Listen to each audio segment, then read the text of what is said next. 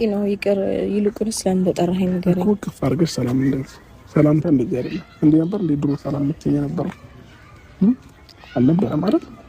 ዛሬ ምን አዲስ ነገር ተገኘ? እስኪ እጅሽን ዘርጊና በስነ ስርዓት ሰላም በይኝ።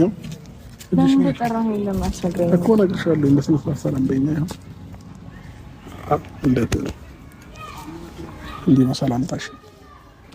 ይሁን እንደማለሽ አለው ፈጣሪ ይመስገን አለው። ለምንድን ነው የማትወልጂው? ተስማምተናል ከልጄ ጋር እንድቀመጥ። እየቀለድኩ እኮ አይደለም። በዚህ ሳምንት ብለሽኝ ሳምንት አለፈ እኮ ከሱ ጋር ተስማምተን ነው እንዲቀመጥ። ኦኬ እንዲወጣ አልፈለኩም ነው እንዴ?